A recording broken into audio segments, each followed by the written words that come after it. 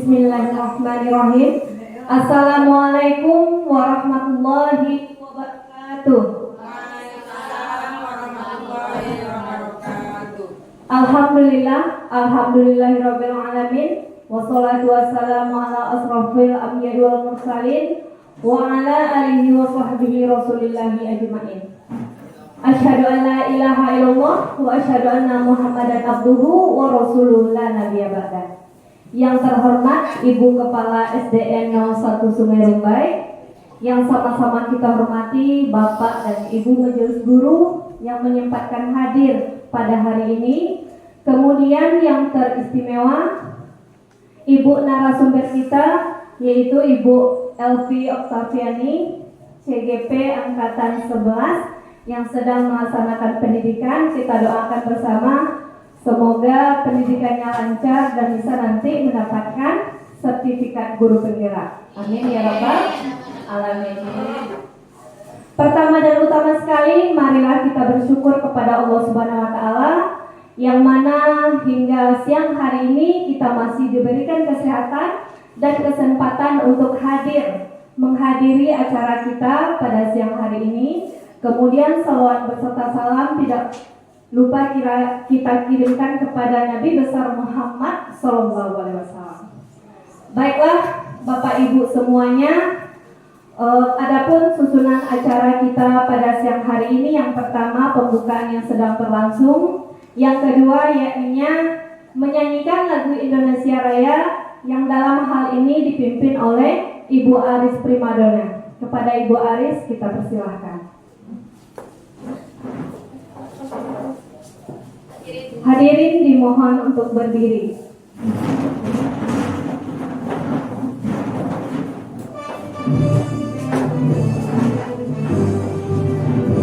Indonesia, tanah airku, tanah tumpah darahmu. Di sanalah aku berdiri, jadi mandu ibuku. Indonesia kebangsaanku, bangsa dan tanah airku. Marilah kita berseru, Indonesia bersatu. Hiduplah tanahku, hiduplah negeriku, bangsaku, rakyatku semuanya. Bangunlah jiwanya, bangunlah badannya untuk Indonesia Raya. Indonesia Raya, merdeka, merdeka, tanahku, negeriku yang ku cinta. Indonesia Raya, merdeka, merdeka, hiduplah Indonesia Raya. Indonesia Raya, merdeka, merdeka, tanahku, negeriku yang ku cinta. Indonesia Raya, merdeka, merdeka, hiduplah Indonesia Raya. Hadirin dipersilahkan duduk kembali. Baik, terima kasih kepada Ibu Haris yang telah memimpin menyanyikan lagu Indonesia Raya. Berikutnya yakni kata sambutan oleh Ibu Kepala Sekolah. Kepada Ibu, waktu dan tempat kita persilahkan.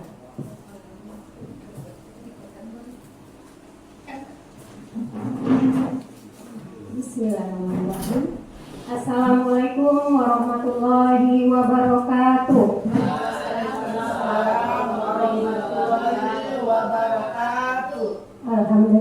Alhamdulillahirabbil alamin wa bihi nasta'in ala umuri dunya waddin.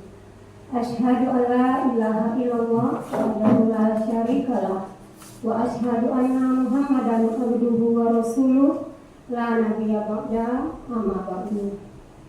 Yang sama-sama kita hormati Bapak dan Ibu Majelis Guru yang sudah berkenan menyempatkan untuk meluangkan waktunya mengikuti kegiatan kita pada siang hari ini. Mudah-mudahan segala niat baik yang telah Bapak Ibu luangkan waktunya tadi mendapat balasan pahala dari Allah. Selanjutnya selawat beserta salam untuk uswatun hasanah kita, yakni Nabi Muhammad Sallallahu Alaihi Wasallam. Mudah-mudahan kita termasuk umatnya yang senantiasa berpegang teguh pada dua pusaka yang telah beliau tinggalkan, sehingga kita semua sama-sama termasuk umatnya yang selamat dalam kehidupan dunia ini, sampai juga selamat hendaknya juga di kehidupan akhirat nantinya. Amin ya Allah ya Rabbal Alamin. Pertama-tama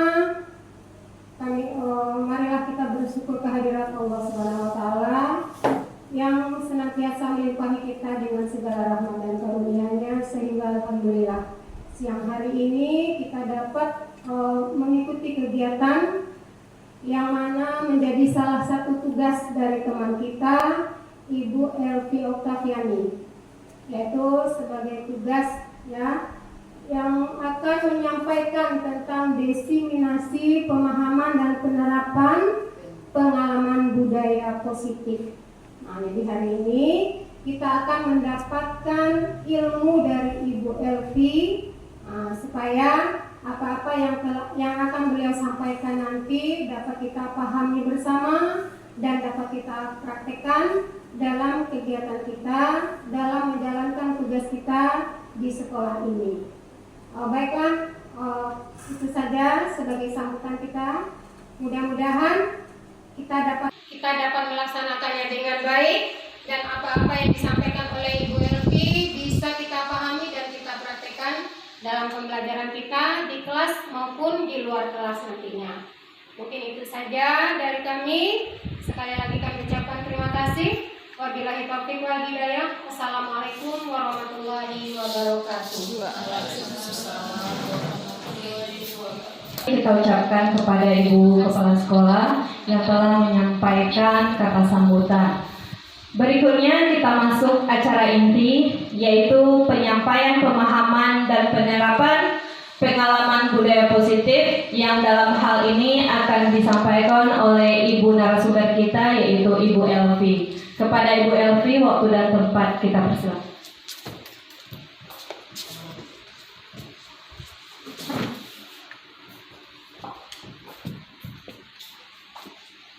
Bismillahirrahmanirrahim. Assalamualaikum warahmatullahi wabarakatuh. Yang terhormat Ibu Kepala SD Negeri 01 Sungai Rumbai, yang sama-sama kita hormati Bapak dan Ibu Majelis Guru SD Negeri 01 Sungai Rumbai. Puji syukur kita ucapkan kepada kehadiran Allah Subhanahu wa taala yang telah melimpahkan rahmat dan karunia-Nya kepada kita semua, sehingga kita masih diberi kesempatan oleh Allah Subhanahu wa taala untuk berkumpul di ruangan ini memenuhi undangan saya untuk diseminasi menyebarkan pemahaman dan penerapan pengalaman budaya positif pada pendidikan guru penggerak angkatan 11 Kabupaten Dharmasraya. Salawat dari salam kita kepada Nabi Muhammad Sallallahu Alaihi Wasallam yang membawa umat manusia dari alam kegelapan ke alam yang beradab dan ilmu pengetahuan seperti yang kita rasakan saat sekarang ini. Sebelum memasuki acara, agar acara ini berjalan dengan lancar, alangkah baiknya kita membacakan basmalah. Terima kasih Bapak dan Ibu guru hebat yang sudah hadir pada siang hari ini di sela-sela kegiatan Bapak dan Ibu sebagai pendidik dan kegiatan-kegiatan administrasi yang harus segera Bapak Ibu kumpulkan. Perkenalkan, saya Elvi Oktaviani SPD, calon guru penggerak angkatan 11 Kabupaten Dharmasraya, Sumatera Barat. Dalam hal ini saya akan memberikan pemahaman dan penerapan pengalaman budaya positif yang sudah saya pelajari pada modul 1.4, yang saat ini sudah 2 bulan kami mengikuti pendidikan guru penggerak. Dalam hal ini mungkin Bapak Ibu juga sudah mengenal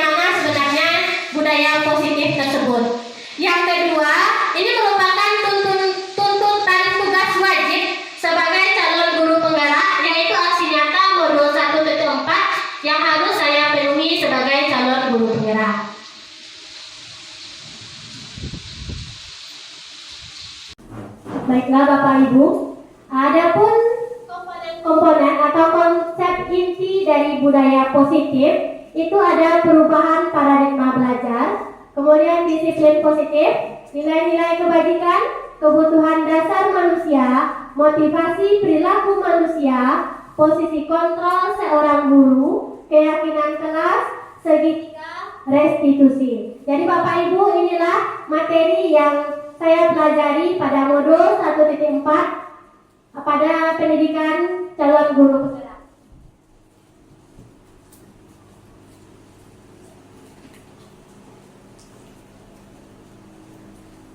Baiklah Bapak Ibu, pembelajaran dengan paradigma baru.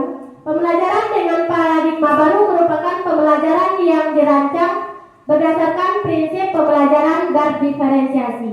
Mungkin pembelajaran berdiferensiasi ini tidak asing lagi bagi kita ya Bapak Ibu, karena sudah banyak dari Bapak Ibu yang menerapkannya di kelas. Jadi kira-kira pembelajaran berdiferensiasi ini pembelajaran yang bagaimana begitu Bapak Ibu? Pembelajaran yang berpusat pada siswa. Oke Bapak Ibu, pembelajaran itu ada dua jenisnya. Ada pembelajaran yang berpusat pada murid, kemudian ada pembelajaran yang berpusat kepada guru. Ya Bapak Ibu, mungkin di antara kita itu sudah banyak yang melakukan pembelajaran yang berpusat kepada murid.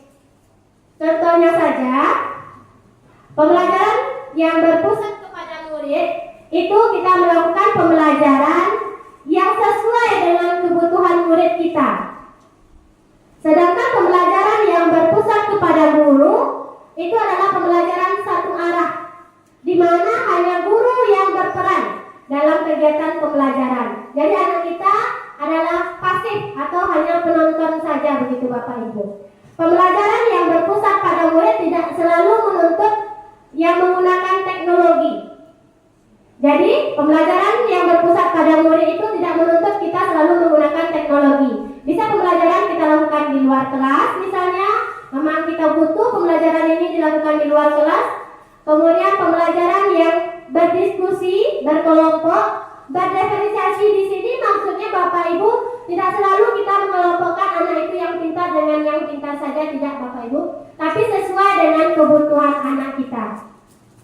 Sehingga para peserta didik belajar sesuai dengan kebutuhannya, begitu ya Bapak Ibu. Berdasarkan tahapan perkembangan sesuai teori psikologi modern untuk mewujudkan profil pelajar Pancasila. Jadi, berdasarkan ini sesuai dengan pemikiran Ki Hajar Dewantara bahwa pendidikan itu adalah menuntun, bukan menuntut, sesuai dengan kebutuhan siswa. Baik itu, jadi ada dua kodrat ya Bapak Ibu, ada kodrat alam dan kodrat zaman. Kemudian ada 6 pilar pada profil pelajar Pancasila. Yang pertama, beriman, bertakwa kepada Tuhan dan berakhlak mulia. Hal ini adalah dasarnya Bapak Ibu. Karena jika seseorang tidak beriman, maka penerapan pembelajaran yang kita lakukan di sekolah sudah berkoar-koar pun kita di sekolah, jika dia tidak beriman dan bertakwa kepada Tuhan, mungkin Allah tidak meridai perjalanan dia untuk menuntut ilmu ke sekolah. Hal ini juga sudah kita lakukan Bapak Ibu, misalkan dengan kegiatan keagamaan yang sering kita lakukan, ataupun memperingati hari-hari besar agama Islam. Kemudian berkebinekaan global. Berkebinekaan global di sini yaitu yang menjunjung tinggi nilai-nilai luhur budaya. Itu yang berkebinekaan global. Kemudian bergotong royong. Bergotong royong di sini maksudnya Bapak Ibu bukan selalu membersihkan lingkungan sekolah saja, ya. Jadi bukan hanya sekedar membersihkan lingkungan sekolah saja yang dikatakan bergotong royong. Tetapi bergotong royong di sini juga bisa bekerja sama antar kelompok. Itu juga sudah termasuk bergotong royong. Kemudian kreatif. Nah, di sini anak kita sangat banyak kreativitasnya yang sangat sudah luar biasa ya Bapak Ibu. Penampilan yang selalu dilakukan pada setiap hari Kamis itu sangat luar biasa, kreativitas dari guru kelasnya untuk membimbing para murid untuk menampilkan penampilan terbaik pada setiap hari Kamis yang kita adakan di sekolah. Kemudian bernalar kritis. Bernalar kritis misalnya pada kegiatan kemarin yang kita lakukan yaitu adanya kegiatan numerasi. Numerasi itu sangat berpikir kritis Bapak Ibu, karena soal-soal yang diberikan di sana itu merupakan soal yang hot.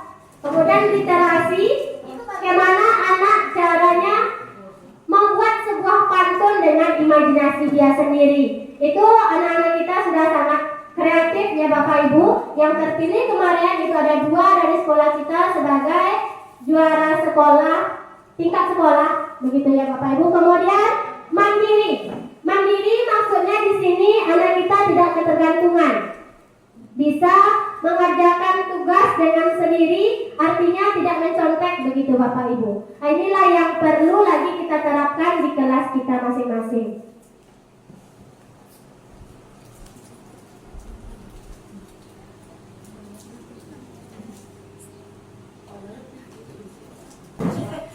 Baiklah Bapak Ibu, kita lanjutkan.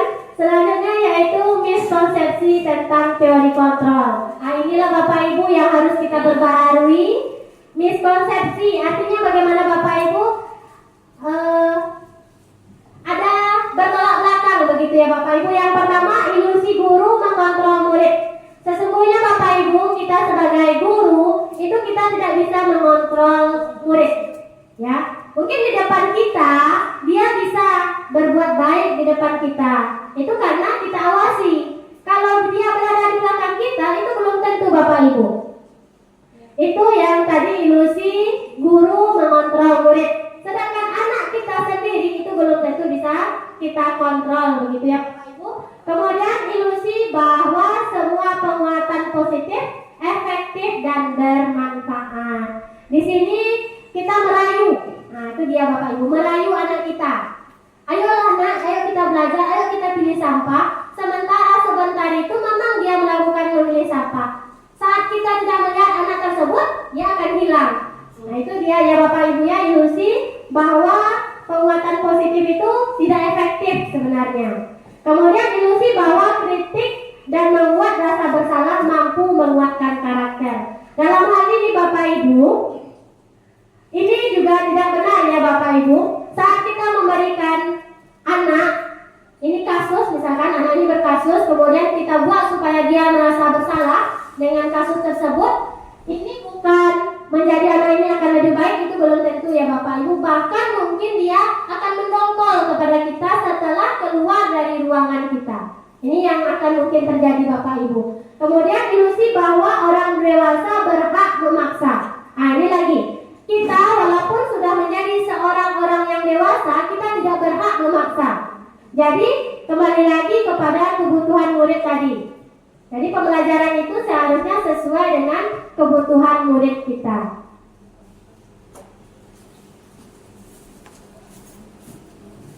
Kemudian mengubah paradigma stimulus respon ke pendekatan teori kontrol.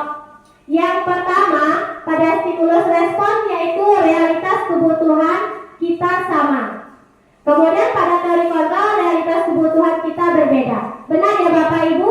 Setiap manusia itu memiliki kebutuhan yang berbeda-beda. Antara anak kembar saja itu tidak akan memiliki kebutuhan yang sama. Apalagi anak kita di dalam satu ruangan yang berjumlah misalkan 16 orang, itu tidak akan sama karena mereka memiliki latar belakang keluarga yang berbeda-beda. Kemudian semua orang melihat hal yang sama. Setiap orang memiliki gambaran berbeda. Begitu ya Bapak Ibu. Jadi kita tidak bisa memaksa bahwa yang kita lihat ini baik, belum tentu orang lain juga menganggap itu adalah baik. Begitu Bapak Ibu. Kemudian kita mencoba mengubah orang agar berpandangan sama dengan kita. Padahal pada teori kontrol kita berusaha memahami pandangan orang lain tentang dunia. Jadi kembali lagi kepada yang kedua, bahwa setiap orang melihat itu belum tentu sama persepsinya dengan kita Bapak Ibu. Kalau kita menilai orang ini baik, orang yang satu lagi belum tentu menilai hal itu juga baik. Mungkin menurutnya biasa saja. Mungkin seperti itu ya Bapak Ibu. Kemudian perilaku buruk dilihat sebagai suatu kesalahan. Ini yang banyak sekali kita lakukan ya Bapak Ibu pada anak kita. Kalau dia nakal berarti kita anggap dia melakukan suatu kesalahan. Sebenarnya mungkin ada kebutuhan dasarnya yang belum terpenuhi.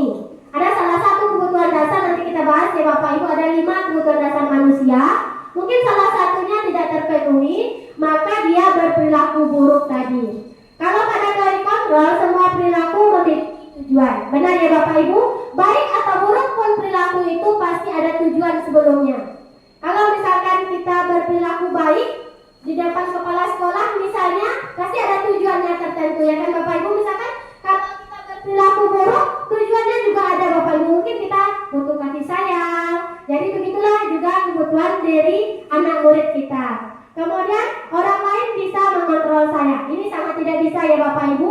Orang lain itu tidak bisa mengontrol kita. Yang mengontrol diri kita hanya kita sendiri. Begitu juga dengan anak murid kita.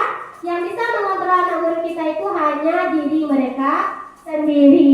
Kemudian teori kontrol, hanya Anda yang bisa mengontrol diri Anda, begitu. Menurut stimulus respon, saya bisa mengontrol orang lain. Anda tidak bisa mengontrol orang lain. Jadi sedangkan mengontrol diri sendiri aja kita harus diri sendiri, apalagi kita mengontrol orang lain itu sangat tidak bisa Bapak Ibu. Mungkin di depan kita memang benar-benar anak itu bisa kita kontrol, sedangkan di belakang kita tanpa pengawasan itu belum tentu sesuai dengan yang kita minta. Kemudian pemaksaan ada pada saat bujukan gagal. Nah, ini pasti sering kita lakukan ya Bapak Ibu di kelasnya masing-masing. Pemaksaan ada pada saat bujukan gagal.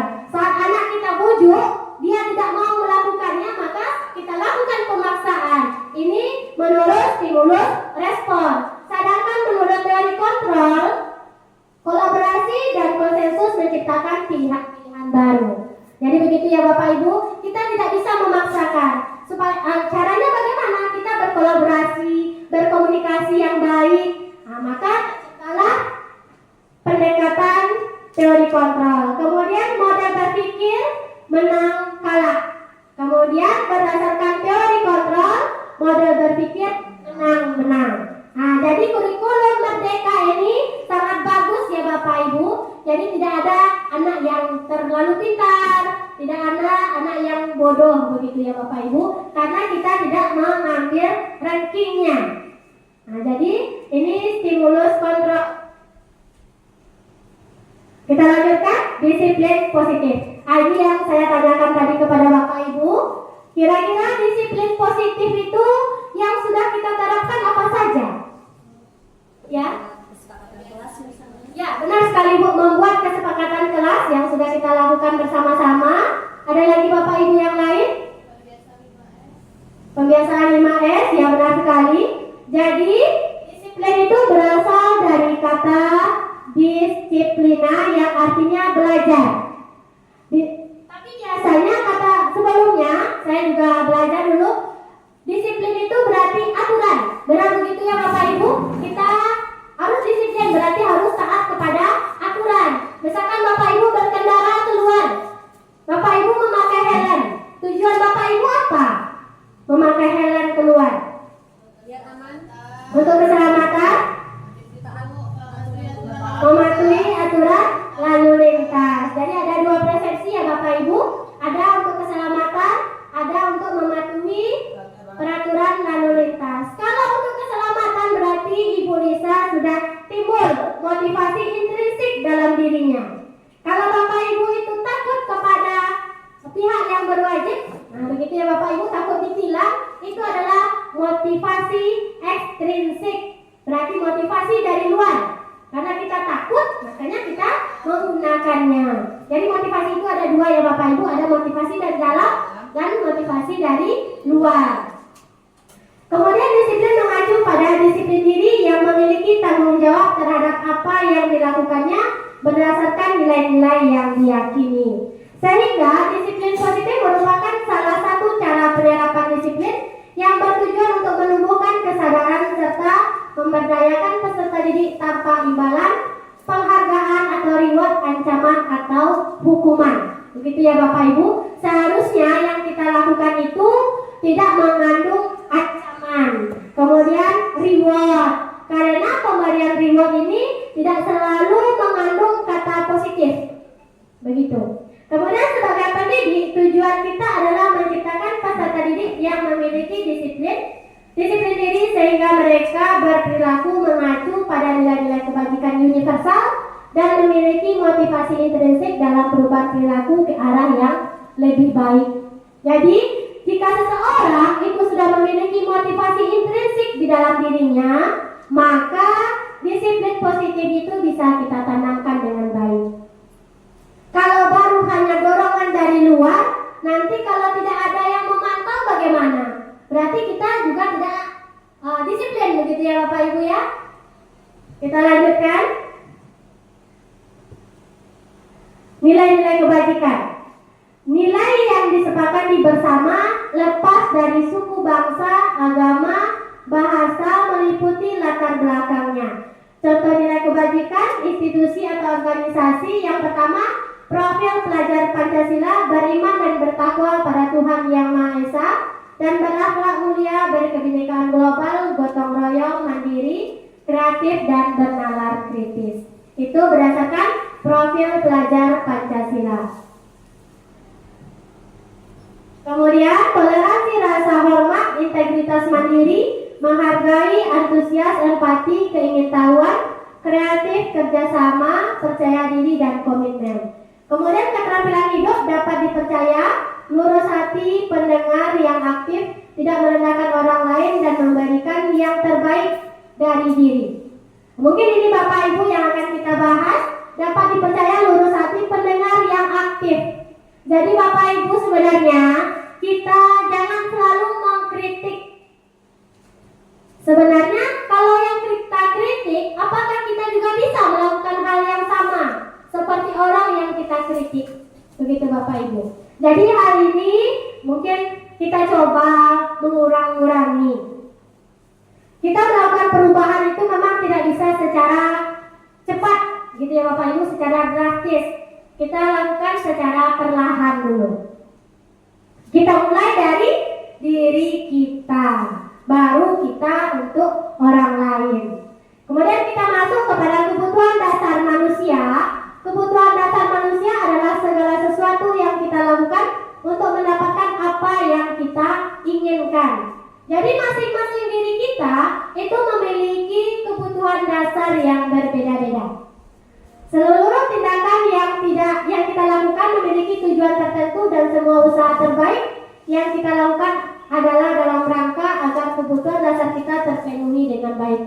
Jadi anak kita yang nakal tadi Bapak Ibu itu ada tujuan dalam dirinya. Mungkin dia butuh kasih sayang dari gurunya atau kasih sayang dari orang tua berkurang, jadi kita cari kasih sayang di sekolah.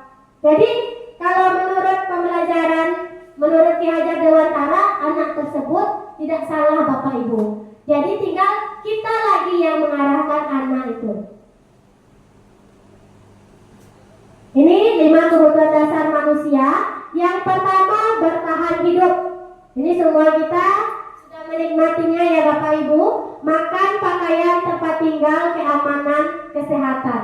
Itu kebutuhan yang pertama. Kebutuhan yang kedua, kasih sayang dan rasa diterima. Rasa diterima, dipedulikan, berbagi, kerjasama, menjadi bagian dalam kelompok. Mungkin ada di antara anak kita saat belajar kelompok, ada yang diam saja, ada yang sangat aktif, begitu ya Bapak Ibu. Ada yang diam saja, ada yang sangat aktif. Ini mungkin kasih sayang dan rasa diterima inilah yang menjadi kebutuhan dasar yang belum terpenuhi. Kalau dia diam saja, berarti dia butuh perhatian kita. Untuk kita bujuk, kita rayu lagi supaya dia mau bekerja sama dengan kelompoknya. Kemudian penguasaan. Harga diri, keinginan untuk dianggap, memimpin, berprestasi, diakui dan didengar. Mungkin setiap kita pembelajaran, Bu, saya Bu. Berarti itu dia sudah memiliki kebutuhan dasar penguasaan, ingin menguasai. Begitu Bapak Ibu. Kemudian kebebasan. Kebebasan ini juga ada. Bu, saya maunya belajarnya di lantai, Bu. Saya maunya belajarnya di luar. Berarti dia kebutuhan dasarnya yang belum terpenuhi. Kemudian kesenangan, bermain, humor, antusias, tertawa. Nah, itu ya Bapak Ibu, 5 kebutuhan dasar manusia. Apabila salah satu kebutuhan tersebut tidak terpenuhi, maka terdapatlah perilaku menyimpang tadi Bapak Ibu. Jadi kita upayakan kebutuhan 5 kebutuhan dasar anak kita tadi dapat terpenuhi dengan baik. Kemudian motivasi perilaku manusia sesuai yang saya sampaikan tadi. Motivasi itu ada 2, ada motivasi dari dalam diri, ada dari luar diri. Yang pertama, untuk menghindari ketidaknyamanan atau hukuman. Itu masih motivasi ekstrinsik dari luar. Jadi karena kita takut, maka kita lakukanlah yang terbaik begitu. Kemudian untuk menjadi orang yang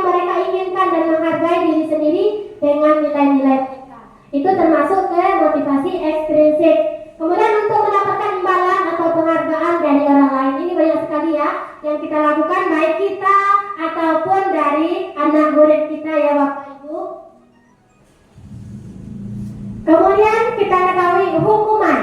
Hukuman itu tidak terencana atau tiba-tiba. Murid tidak tahu apa-apa yang akan terjadi, tidak dilibatkan. Kemudian bersifat satu arah, berupa hukuman fisik atau psikis. Kemudian konsekuensi itu terencana Bapak Ibu. Sudah kita rencanakan sebelumnya, disepakati sesuai dengan peraturan. Nah, jadi ada tiga ya Bapak Ibu, ada hukuman, ada konsekuensi, ada restitusi. Jadi nanti kita pilih mana yang sebaiknya yang harus kita lakukan. Kalau konsekuensi tadi murid tetap dibuat tidak nyaman, sikap guru selalu memonitor murid. Jadi yang berperilaku itu kita yang menjadi pemegangnya. Kalau restitusi itu proses menciptakan kondisi bagi murid untuk memperbaiki kesalahan. Kemudian proses kolaboratif yang mengajarkan murid untuk mencari solusi sendiri. Nah, jadi Bapak Ibu, yang baik kita lakukan itu adalah restitusi. Jadi kita analisa dulu permasalahannya ini bagaimana sebenarnya. Kemudian kesalahan apa yang dia lakukan. Kemudian apakah dia bisa mencarikan solusi dari kesalahan yang dia buat. Jadi mulai dari hari ini kita coba untuk mengurangi hukuman dan konsekuensi. Begitu ya Bapak Ibu, kita kurangi dulu. Kita berubah itu perlahan ya Bapak Ibu ya. Ini 5 posisi kontrol. 5 posisi kontrol guru itu ada penghukum. Nah, inilah mungkin yang sering kita lakukan ya Bapak Ibu.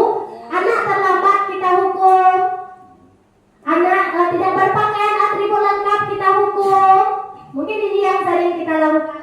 Atau tidak mengerjakan PR, kita hukum dengan dia berdiri di depan mengerjakan tugas kembali. Itu juga sudah merupakan suatu hukuman. Mungkin saya sendiri juga melakukan, Bapak Ibu mungkin juga melakukannya. Kemudian pemantau ya Bapak Ibu. Kemudian pembuat rasa bersalah. Ini juga sering mungkin kita lakukan. Hei, kamu kok seperti itu? Jadi kan dia merasa bersalah. Seharusnya ini tidak kita lakukan lagi, tapi perlahan ya Bapak Ibu. Kemudian teman itu tidak bisa semuanya kita lakukan sebagai teman. Anak kita yang sudah mulai memasuki masa remaja itu tidak bisa lagi kita posisikan dia sebagai teman. Nanti ada iming-iming negatif yang mereka dapatkan dari temannya, begitu Bapak Ibu. Jadi posisi kontrol yang paling bagus itu adalah posisi manajer. Nah, bukan hanya di perusahaan saja yang ada manajer ya Bapak Ibu. Jadi posisi kontrol seorang guru itu juga ada manajer. Oke Bapak Ibu, semangat. Nah, ini contohnya ya Bapak Ibu, kita selesaikan permasalahan yang satu ini. Kasusnya siswa tidak memakai atribut lengkap saat upacara bendera. Kalau kita suruh dia hormat bendera selama 1 jam, itu merupakan hukuman. Berarti posisi kontrol kita sebagai penghukum. Begitu ya Bapak Ibu. Kemudian kalau kita sebagai pembuat rasa bersalah, sudah berapa kali Bapak Ibu peringati tetapi kamu tetap melakukan hal yang sama dan selalu mengecewakan Bapak Ibu. Jadi kita membuat anak ini seperti sangat bersalah, gitu ya Bapak Ibu. Apa yang terjadi jika kita melakukan hukuman atau posisi kita sebagai pembuat rasa bersalah? Apa yang terjadi kira-kira Bapak Ibu? Anak merasa bersalah, anak mendongkol, begitu ya Bapak Ibu, dia marah kepada kita, ketemu lagi sama ibu itu, pasti itu yang ada di pikiran oleh anak kita. Jika kita memposisikan diri kita sebagai penghukum dan pembuat rasa bersalah. Kemudian kalau kita sebagai teman, ayo dong ikuti aturan sekolah. Pasti ada ya Bapak Ibu ngomong seperti itu ya kepada anaknya. Tolong bantu Bapak Ibu ya, sekali saja. Ya sudah, tidak apa-apa, lain kali jangan berbuat seperti ini lagi ya. Misalkan itu dalam keadaan kita membersihkan lingkungan sekolah, pasti kita merayu anak tadi supaya dia mau membantu kita. Itu sudah memposisikan diri kita sebagai teman. Kemudian yang keempat itu sebagai pemantau. Kamu sudah melanggar peraturan sekolah, kamu tahu konsekuensinya. Jadi kita tanyakan, kalau dia tahu dia melanggar, konsekuensinya seperti apa? Setelah upacara, kamu beli atributnya ke koperasi dan jangan ulangi lagi. Jadi kita tetap berikan solusi kepada anak tersebut. Kan sering itu kita lihat anak kita tidak berpakaian lengkap, tetapi kita hukum. Jadi posisi kontrol sebagai pemantau ini juga bagus ya Bapak Ibu. Tapi yang lebih bagus lagi yaitu manajer. Ini kalau kita memposisikan diri kita sebagai manajer. Apakah kamu tahu kesalahanmu? Jadi kita tanya dulu, apa salahnya? Kemudian kira-kira bagaimana kamu memperbaiki kesalahan? Jadi kita tanya, misalkan kalau dia tidak memakai atribut tadi, kita tanya apakah kamu tahu kesalahanmu? Iya Bu, saya tidak memakai atribut lengkap. Kemudian kira-kira kamu memperbaiki kesalahannya dengan cara bagaimana? Ya Bu, besok saya beli. Nah, itu berarti kita memposisikan diri sebagai manajer. Sampai di sini paham ya Bapak Ibu? Ini pertanyaannya lagi ya Bapak Ibu, kita jawab secara bersama. Seandainya kita berada di posisi ini, posisi kontrol, apakah saya kecewa sekali dengan kamu? Apa Bapak Ibu? Pembuat rasa bersalah. Ada jawaban lain? Ada? Kita lihat bersama jawabannya adalah benar ya Bapak Ibu. Tepuk tangan untuk guru apa kita, yaitu pembuat rasa bersalah. Kita lanjutkan. Kamu tidak pernah benar melakukannya. Kira-kira apa ya Bapak Ibu? Posisi kontrol kita sebagai apa? Kamu tidak pernah benar melakukannya. Apa kira-kira Bapak Ibu? Pembuat rasa bersalah. Apa lagi Bapak Ibu? Penghukum. Kita kunci dua jawabannya ya. Penghukum. Luar biasa. Guru-guru SD Negeri 01 Sekarang luar biasa. Kita lanjutkan. Apa rencanamu untuk menyelesaikan masalah ini? Kira-kira ini posisi kontrol apa Bapak Ibu? Manajer. Sepakat ya? Manajer, kita lihat ya. Sekali Bapak Ibu. Ini posisi manajer. Posisi yang paling baik yang harus kita terapkan terhadap anak kita. Halo ini, ayolah lakukan demi Bapak Ibu ya. Apa? Teman? Kita buka jawabannya. Teman, benar sekali Bapak Ibu. Jadi, ayolah lakukan demi Bapak Ibu ya. Itu posisi kontrol kita sebagai teman. Jadi kita bujuk anak kita supaya dia merasa tidak tertekan dengan tawaran kita. Berarti kita memposisikan diri kita sebagai teman. Ini lagi, posisi kontrol apakah aku? Kamu tidak pernah mendapat nilai jika tidak mengerjakan tugas. Ini mungkin sering kita sebut kepada anak kita. Kamu tidak akan pernah mendapat nilai jika tidak mengerjakan tugas. Penghukum. Ada lagi jawaban lain Bapak Ibu, kita kunci pemantau. Ada dua tadi jawabannya ya Bapak Ibu ya. Ada penghukum, ada pemantau. Ternyata jawabannya pemantau. Terima kasih Bapak Ibu. Tepuk tangan untuk kita semua Bapak Ibu guru hebat SD Negeri 01 Sungai Rumbai, sangat luar biasa sekali. Bapak Ibu, kita masuk ke keyakinan kelas. Ini pertanyaan saya lagi ya Bapak Ibu. Bapak Ibu sudah melakukan, ya saya yakin Bapak Ibu sudah melakukan dan menerapkan ini di kelas Bapak Ibu masing-masing. Karena memang tuntutan pada kurikulum Merdeka kita harus membuat keyakinan kelas. Kenapa harus keyakinan kelas? Bukan peraturan kelas. Bagaimana Bapak Ibu?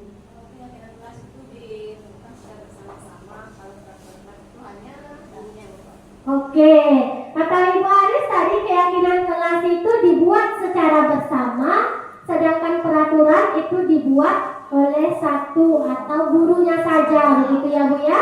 Benar sekali yang dijawab oleh Ibu Aris. Mengapa keyakinan kelas?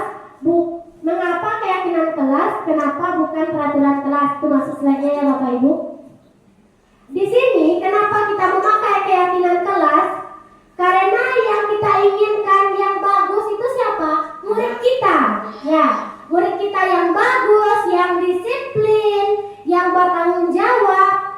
tanya kepada murid kita, kamu itu maunya seperti apa? Apa kira-kira yang bisa kita terapkan di kelas kita agar kamu disiplin, agar kamu bertanggung jawab. Jadi kita berkolaborasi lah dengan murid kita.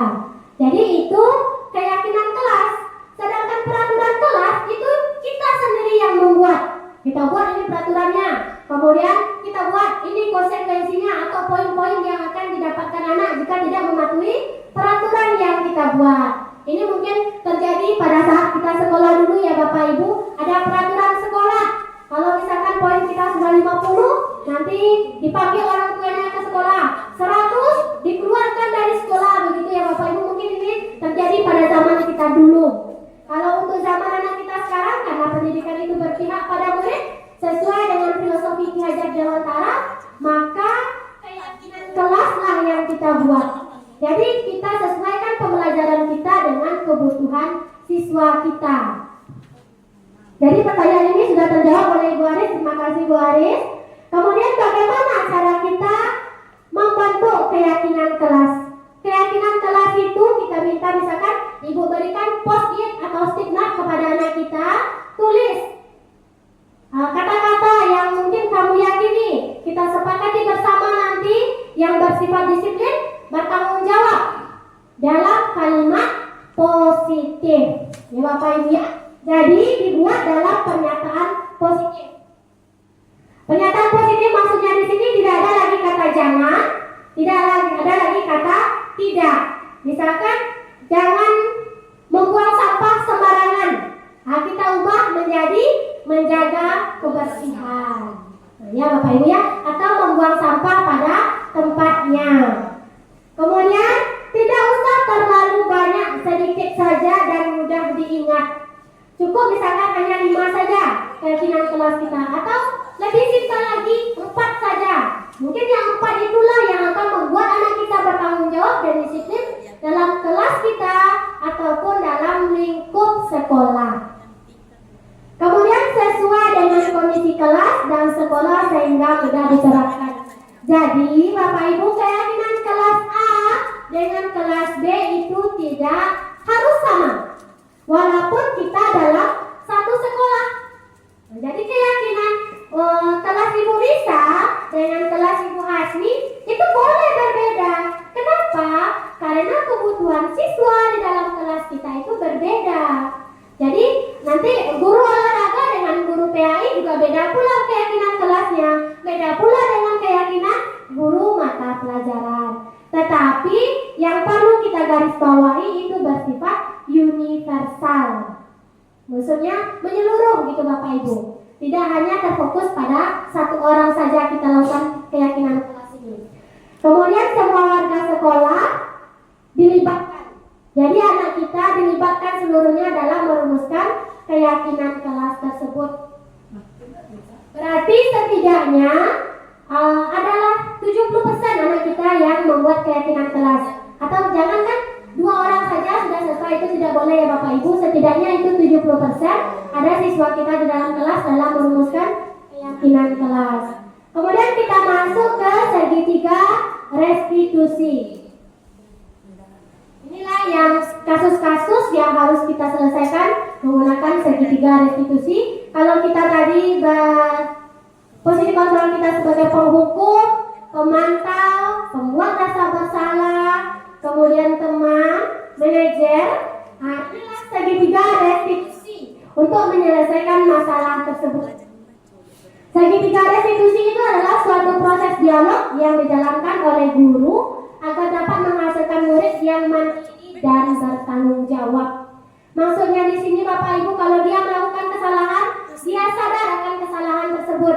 Kemudian dia juga tahu bagaimana solusi dari kesalahannya. Caranya bagaimana Bapak Ibu? Yang pertama yaitu menstabilkan identitas. Kita tanyai dulu murid kita, sebenarnya apa yang kamu lakukan? Kemudian validasi tindakan yang salah. Setelah dia mengakui kesalahannya, kemudian kita validasi. Sebenarnya kesalahan yang kamu lakukan itu wajar. Atau misalkan Bapak Ibu juga pernah berbuat salah. Tetapi kalau setelah kita berbuat salah, kita harus merubahnya lagi. Jangan lagi kita mengulangi perbuatan perbuatan yang sama. Kemudian menanyakan keyakinan kelas. Kita tanya kepada anak kita, keyakinan kelas mana yang sudah kamu langgar? Begitu ya Bapak Ibu ya. Jadi kalau dia sudah memvalidasi tindakan yang salah, kemudian kita tanyakan lagi, keyakinan kelas mana yang kamu langgar? Begitu Bapak Ibu. Jadi kita kembalikan kepada anak kita, karena keyakinan kelas tadi kita buat secara bersama dan disepakati. Bapak Ibu boleh capkan tanda jempol di keyakinan kelas, boleh buatkan tanda tangan. Berarti anak tersebut dalam satu lokal menyetujui keyakinan kelas yang kita buat tadi.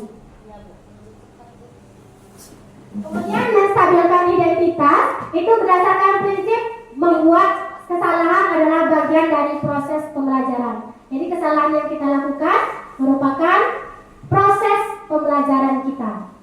Kemudian berbuat salah itu wajar, seperti yang tadi ya Bapak Ibu ya, berbuat salah itu wajar. Tidak ada manusia yang sempurna, benar ya Bapak Ibu. Kemudian Bapak Ibu juga pernah melakukannya, seperti yang disampaikan tadi, itu sudah. Kemudian kamu berhak merasa begitu. Validasi tindakan yang salah, kamu pasti punya alasan mengapa kamu melakukan hal itu. Jadi kita tanya kepada anak kita, apa alasannya terlambat datang sekolah, alasan dia tidur saat jam pelajaran kita. Jadi kita tanya anak kita, jangan, kok kamu tidur, cuci muka keluar. Kan biasanya seperti itu ya Bapak Ibu ya. Nah, jadi kita tanyakan dulu, kamu patut bangga karena telah melindungi sesuatu yang penting buatmu. Misalkan dia berkelahi dengan temannya, dia lawan teman tersebut, berarti dia melindungi dirinya.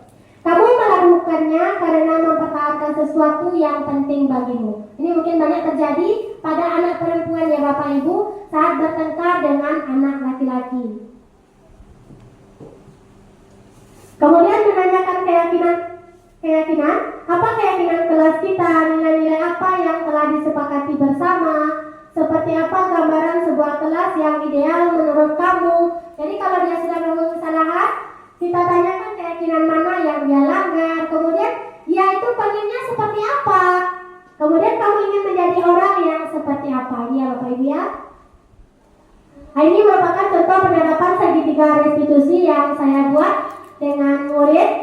Nah, ini jika Bapak Ibu ingin menerapkan, disilakan. Mari kita saksikan bersama dulu ya Bapak Ibu. Ini adalah penutup dari kegiatan kita pada hari ini.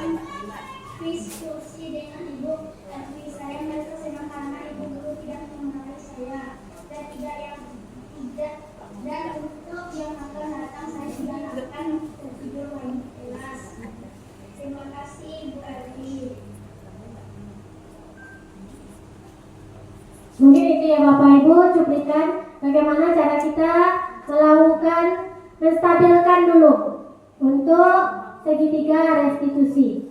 Kemudian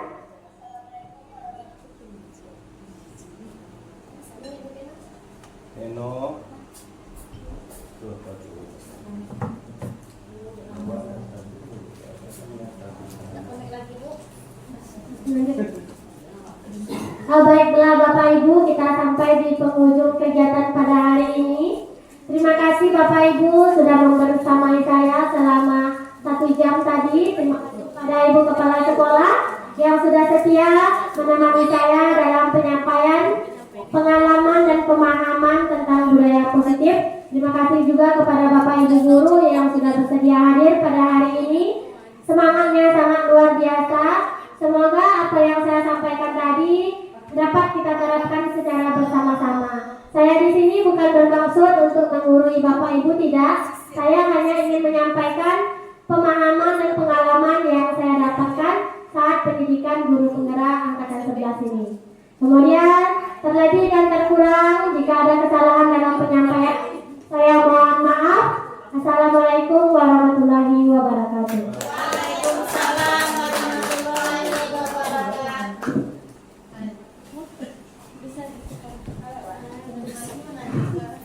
Baik, terima kasih kita ucapkan kepada Ibu Elvi Oktaviani yang sangat luar biasa menyampaikan tentang pemahaman dan penerapan pengalaman budaya positif. Sekali lagi kita berikan aplaus kepada Ibu Elvi yang sangat luar biasa pada hari ini. Baik, saya sebagai pembawa acara mungkin undur diri. Banyak maaf, terima kasih atas perhatiannya. Saya sudahi, wabillahi taufiq wal hidayah. Wassalamualaikum warahmatullahi wabarakatuh.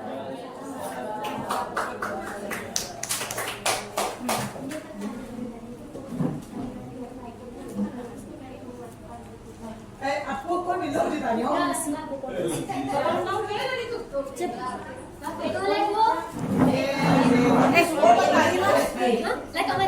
Belum. Selamat siang Cika. Selamat siang juga Bu. Bagaimana kabarnya hari ini? Alhamdulillah baik Bu. Cika tahu tidak alasan ibu memanggil Cika ke sini? Ya Bu, saya tahu sudah beberapa hari ini saya selalu terlambat masuk kelas setelah jam istirahat. Apakah Cika tahu jika telat masuk ke dalam kelas dapat merugikan Cika? Ya Bu, saya salah. Berarti Cika melakukan kesalahan. Semua orang juga pernah melakukan kesalahan, termasuk ibu guru sendiri. Pernah melakukan kesalahan. Nah, sekarang ibu tidak akan menyalahkan Cika, tetapi ibu mau membantu Cika untuk mengatasi permasalahan Cika yang terlambat masuk kelas setelah jam istirahat. Sekarang, coba Cika ceritakan dahulu kenapa tadi sampai terlambat masuk kelas ini.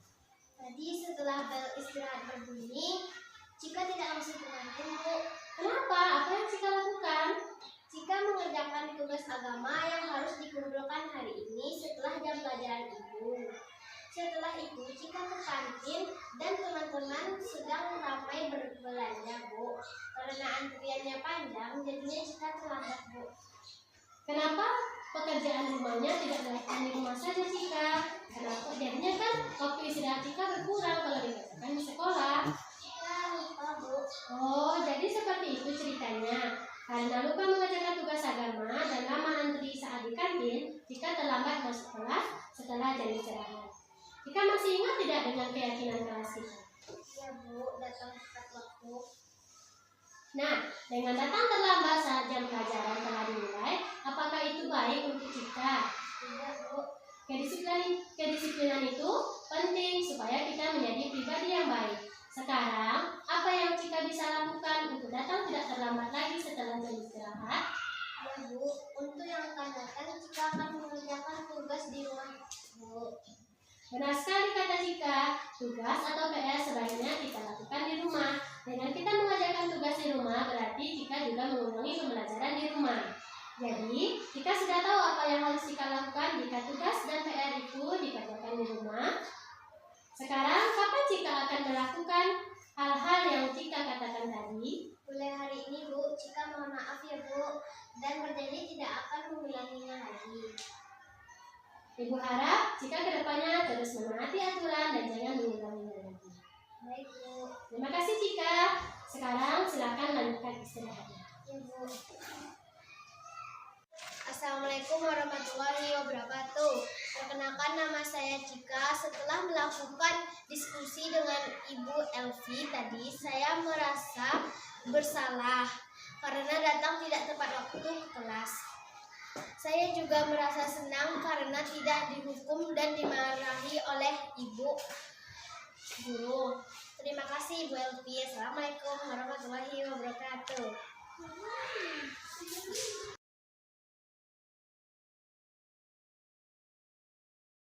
Warahmatullahi wabarakatuh.